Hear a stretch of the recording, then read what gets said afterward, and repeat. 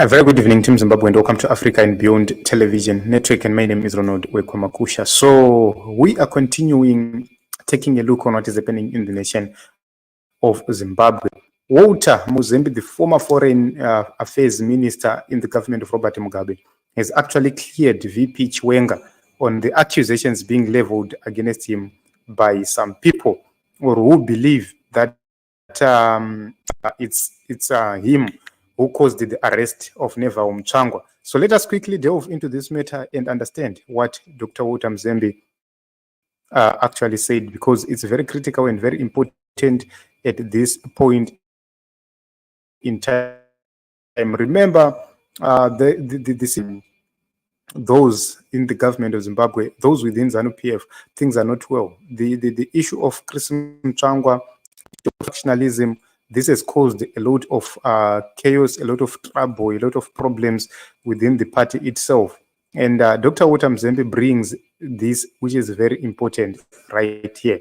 He says, no one expects a ZANU-PF official spokesman to commit political suicide by appointing his boss, President Mnangagwa, of authorizing the arrest of his son, Neva Mzembi. What Dr. Walter Mzembi is actually insinuating right now is that Christopher Mzembi deliberately moved away from pointing the finger to President Emerson Mnangagwa by claiming that his son was arrested by VP. And this is very important to note. So Dr. Walter Mzembi went on to expose something which was not known by the public in the past. He says no political or high-profile arrests in Zimbabwe happen unless authorized by president, which means for a political arrest to happen, for a high-profile arrest to happen, it has to be authorized by the president. This is what Dr. Walter is actually claiming here and confirming that indeed the police hands are tied. They cannot arrest anybody if he is a high-profile person or is a political person. So he says this is from Mugabe's time to his successor. Get it from me. I speak with the authority of a victim and a former minister. A vice president, unless acting president, cannot authorize the arrest of anyone, even as acting, unless he is of a sovereign and strong mind. He will consult the president on the phone. So this statement by Walter Mzembi right here needs to be critically looked upon. He says the president will also never admit that he plays this nefarious role in public to his direct or indirect victims, nor to inquiring relatives of the public. The standard answer has been always andisini andizvizivi. Of course, it's never him. That's the correct and the standardized constitutional answer. Does any sane mind expect him to? So we need to take a look onto very critical points raised here by Dr. Walter Mzembi. First and foremost, he starts by clearing Vice President Chiwenga, saying that he didn't authorize the arrest of Neva Mzembi, which means all these insinuations that VP Chiwenga is involved in the arrest are false. Secondly, he clearly says that he is speaking authoritatively, which means he knows what he is talking about. And, VP Chiwenga, there is no way he could have caused the arrest of Neva Mzembi without consulting President Emerson Mnangagwa. This is what Dr. Walter Mzembi is saying. But then there is something very important right here. Let me highlight. He says, President avafe vakabvuma kuti ndindazvikonzeresa. Vanongoramba. You still run away from the fact and you still say it's not me. You still continue to claim that it's not him. This brings us to the issue of Job Sikala and his detainment. It clearly tells us who was behind the incarceration of Job Sikala without trial. All fingers are now pointing in one direction. This is what Dr. Walter Mzembi is actually doing right here. So if you take a look on this politically, you would understand that there is sense in what Dr. Mzembi is saying, because constitutionally, a president is not allowed to interfere in who is arrested, which means they will simply say atizirisu. But if you take a look on others being arrested, others not being arrested, then that raises a question, very important question to say, why is it that only a few individuals have been sought after? So this whole thing is becoming a mess right now. The reason why Chris Mtsvangwa would have pointed to VP Chiwenga is because he knows that hapana zvavanomuita so far. So it would give him a chance to actually reconcile or try reconcile with Emmerson Mnangagwa before things get out of hand, because things are getting out of hand very quickly. And at this moment in time, there is a great possibility that tomorrow, Tichimuka, you hear the saddest news ever. You hear the saddest news for the Mtsvangwa family ever.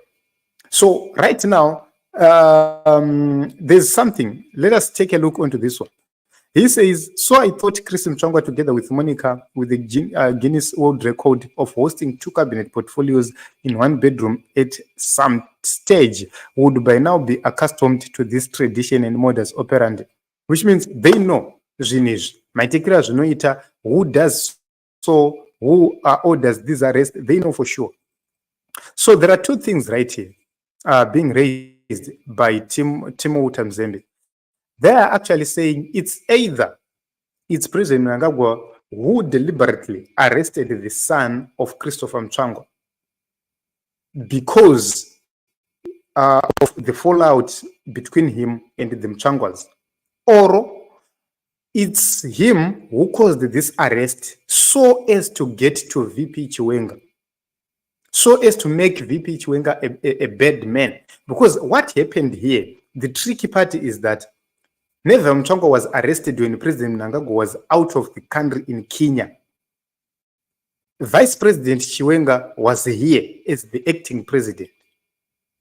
Right. The funny part of it is if you go to Nick Mangwana at a certain point in time corrected a certain article by the Herald and said it's not Kembo Mohadi who is acting president, it's VP Chiwenga. Why is it a coincidence that Nick Mangwana had to correct or to tell the public that VP Chiwenga was in charge or was the acting president, and at the same time Neva Mtsvangwa was arrested? At the same time they are denying responsibility and accusing VP Chiwenga of causing the arrest.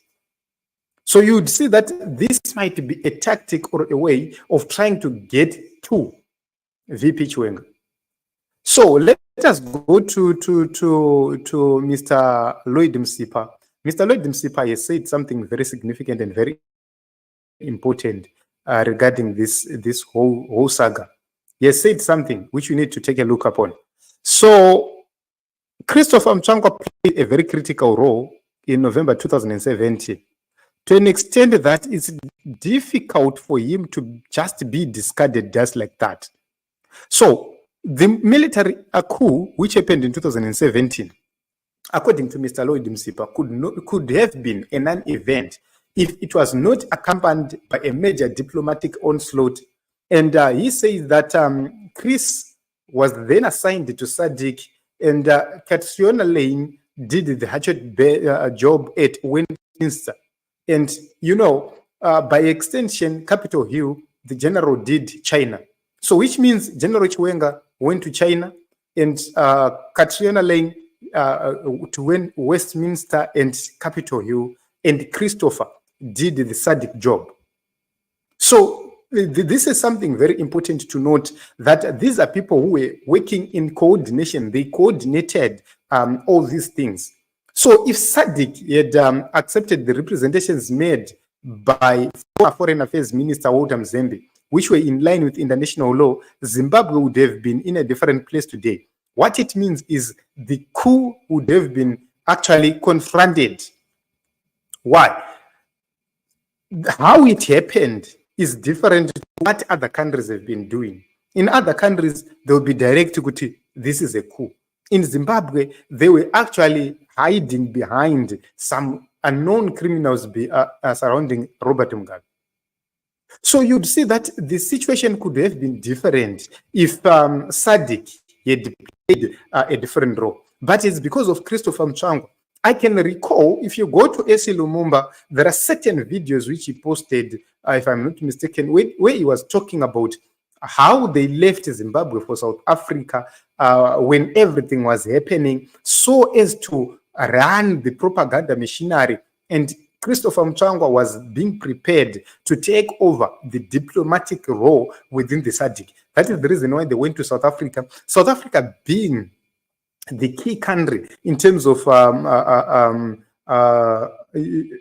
status in the SADC region. South Africa is more respected and can influence things to happen. Without South Africa, SADC cannot act on its own.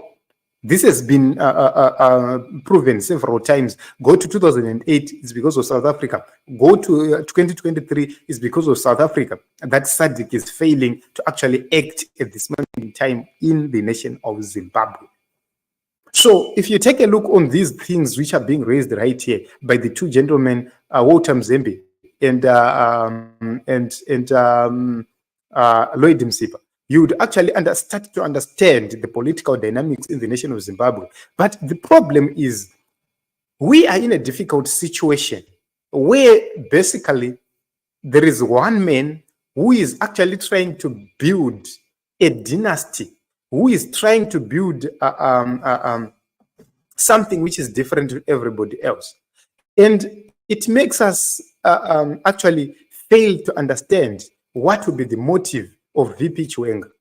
So in conclusion, in my own view, if we are to go back to what Dr. Walter Mzembi has said, we can authoritatively agree that it's not VP Chiwenga who caused this arrest.